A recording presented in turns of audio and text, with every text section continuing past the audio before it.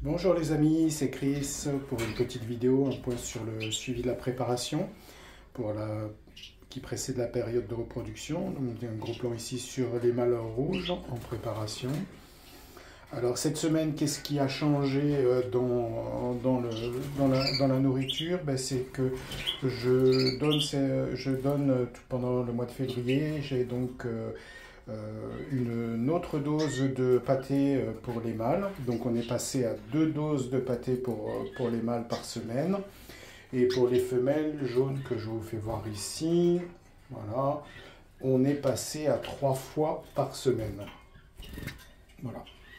Donc voilà, c'est à peu près le seul élément marquant de changement. Donc on augmente un peu les doses.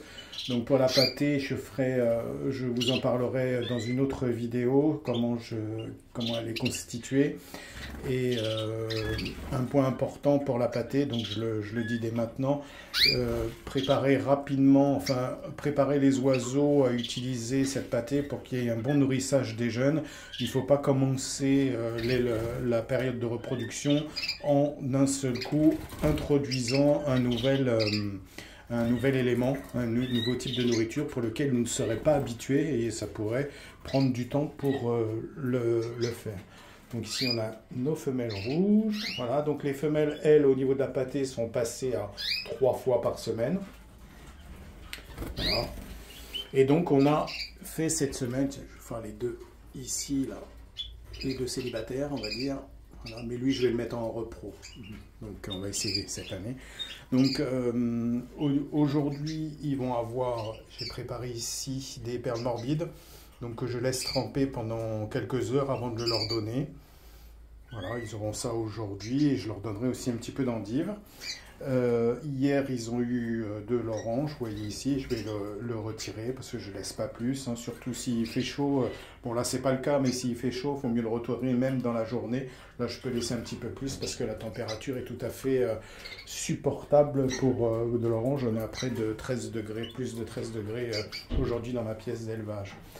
Donc voilà, pour cet aspect-là. Donc, on va parler aussi de ce produit que j'utilise. C'est un apport en vitamine E, le Benefit E50. Voilà, donc vous voyez, il y a un pigeon dessus. C'est à la base à distribuer aux pigeons qui font aux pigeons d'élevage pour ceux qui font des concours de vol. Mais ça s'utilise aussi pour les canaris, simplement il faut doser un peu moins, donc le dosage il n'est pas compliqué, c'est 5 ml pour 1 litre de préparation. Vous pouvez préparer à l'avance. Alors, je vais revenir sur le produit. Vous voyez que la bouteille est opaque, c'est normal. C'est pour éviter que le produit soit dégradé par les rayons lumineux.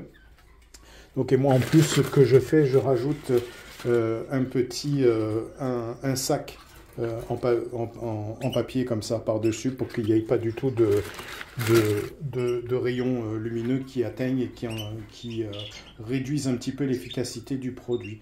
Donc voilà. Et en termes de dosage, j'utilise des petites pipettes. Quelquefois on a ça dans les médicaments qu'on donne surtout pour les enfants. Et vous trouvez généralement des dosages par 2,5 ml, 5 ml, 10 ml. Donc c'est exactement ce qu'il faut pour les donner aux oiseaux.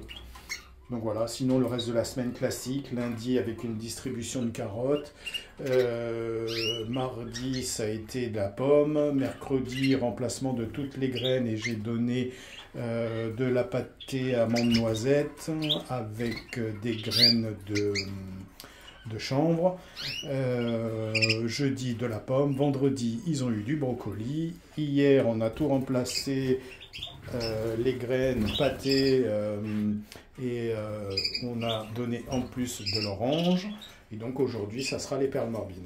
Voilà, voilà au niveau de l'alimentation. Donc je parle oui, de ces vitamines E. Donc j'ai fait une cure pendant une semaine, donc dans l'eau de boisson. Donc dosage, je vous l'ai expliqué. Donc vous donnez ça et généralement c'est un effet assez rapide sur les oiseaux. Donc moi on le voit, regardez déjà la posture. Donc on a des oiseaux qui sont un peu plus, on va dire, vifs, vous sentez que le produit a fait effet, ça chante plus côté des mâles. Les femelles sont un peu moins réceptives sur ce produit-là. Donc, mais bon, les femelles, c'est la durée du jour aussi qui joue beaucoup. Et donc là, chez moi, on est en éclairage naturel, on est loin des 12 à 14 heures de luminosité nécessaire pour déclencher aussi le phénomène de reproduction. Voilà pour cet apport en vitamine E. Alors vitamine E, il existe du Cerivite, il existe du Fertivite, il existe ce produit Taubenfil. Moi j'utilise à la fois Fertivite et Taubenfil. Donc en dosage différent et sur une durée différente, 4 jours dans la boisson pour du Fertivite et une semaine pour le Taubenfil. Le Taubenfil c'est qu'une fois par mois. Voilà. Pour le Cerivite et le Fertivite, donc ça se donne aussi dans la pâtée. Donc les dosages sont expliqués. Vous avez généralement une dosette qui est fournie avec le pot. Pour le Fertivite que j'ai ici, je vais essayer de vous le trouver. Il est là. Voilà le Fertivite bien connu. Donc le dosage c'est une dosette pour 250 mg de pâté ou 250 ml d'eau de boisson. Donc vous voyez que ça chamaille, hein, ça commence un petit peu à chamailler. Pour le moment, j'arrive à les tenir tous ensemble, mais je vois qu'il y en a il y a quelques prises de bec par moment. Donc on va essayer de les faire tenir au maximum parce que j'attends une cage supplémentaire pour commencer début mars à isoler mes femelles et à faire un pas de plus dans l'avancée de la repro. Voilà les amis, ça sera tout pour aujourd'hui. Écoutez, n'hésitez pas à vous abonner, encore une fois, à liker cette vidéo, à poser vos questions, mettre vos commentaires si vous en avez, et puis on se retrouvera pour d'autres aventures la semaine prochaine où je vous parlerai de ma préparation en termes de pâté et son évolution au cours de la saison. Voilà, bonne journée à tous, bon dimanche et à bientôt pour de nouvelles aventures. On va finir sur les femelles rouges, on va essayer de ne pas se mettre dans le contre-jour, les voilà. À bientôt, c'était Chris de Montpellier, ciao ciao.